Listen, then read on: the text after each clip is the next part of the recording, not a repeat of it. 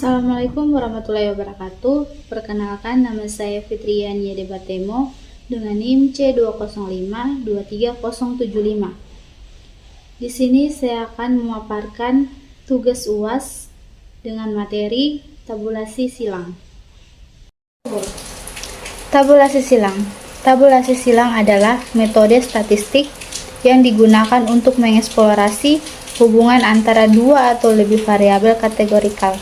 Dalam tabulasi silang, data disusun dalam tabel silang yang memungkinkan analisis hubungan antara variabel-variabel tersebut.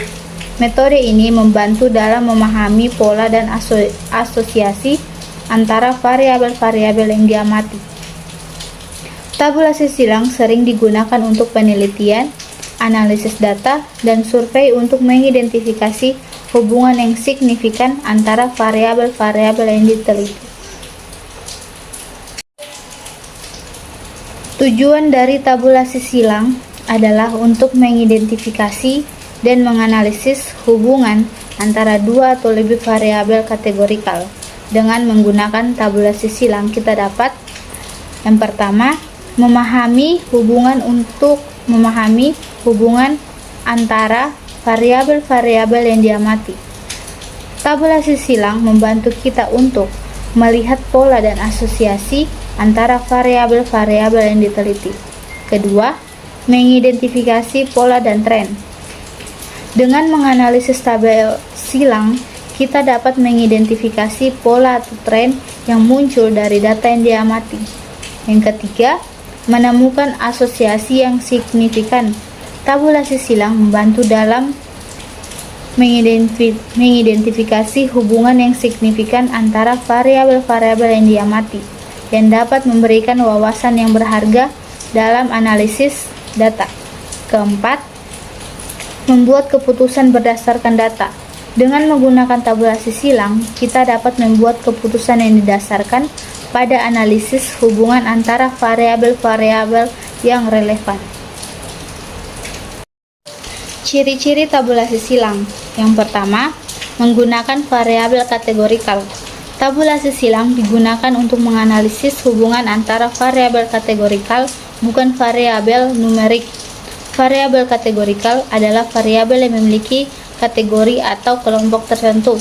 Kedua, tabel silang data disusun dalam bentuk tabel silang di mana variabel yang satu dijadikan baris dari variabel yang lain dijadikan kolom. Tabel silang ini memungkinkan kita untuk melihat hubungan antara variabel-variabel tersebut. Ketiga, frekuensi. Tabel silang menunjukkan frekuensi atau jumlah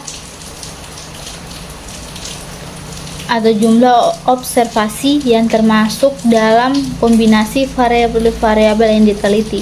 Hal ini membantu di dalam melihat distribusi data dan pola yang muncul. Jadi di sini contoh soalnya suatu perusahaan mengamati apakah ada perbedaan tingkat kepuasan terhadap produk yang dikeluarkan dengan kualitas yang berbeda-beda, kualitas A dan kualitas B.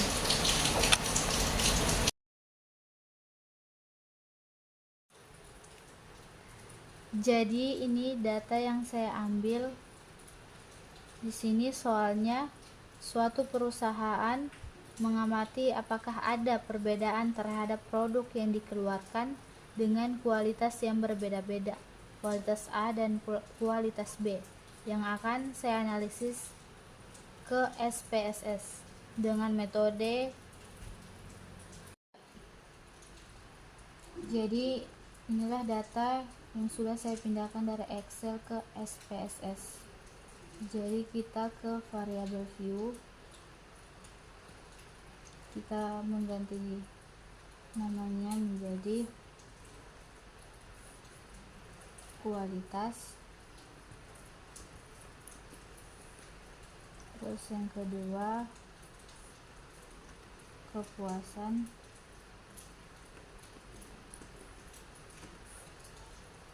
Terus kita ke label,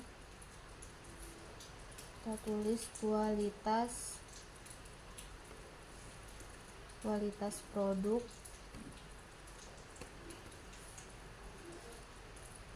terus yang kedua tingkat kepuasan,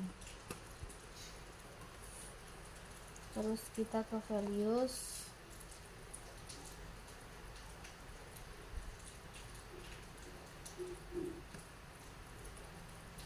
di sini 1,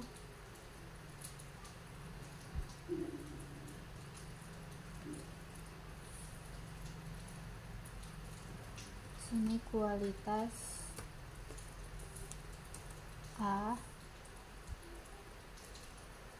kedua kualitas B, terus kita oke. Yang keduanya lagi, yang pertama puas, kedua sedang,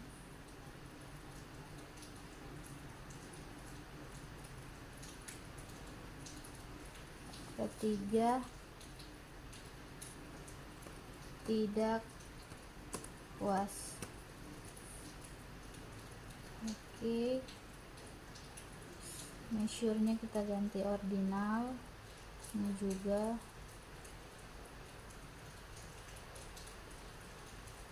Sekarang kita ke analyze,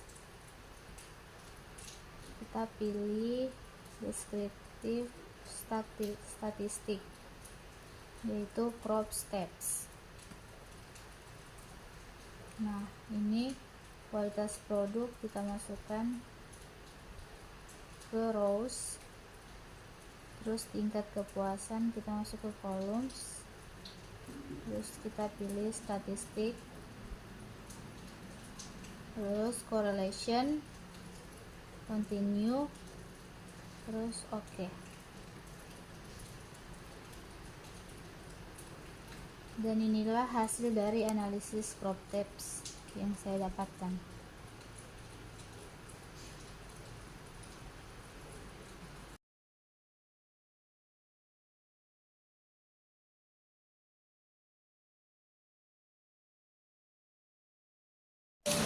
Kesimpulannya, tabulasi silang adalah alat yang berguna untuk menganalisis data kategorikal dan mengidentifikasi hubungan antar variabel. Meskipun memiliki beberapa keterbatasan, tabulasi silang tetap menjadi metode yang berharga untuk mengeksplorasi dan memahami data Anda. Sekian dari saya. Wassalamualaikum warahmatullahi wabarakatuh.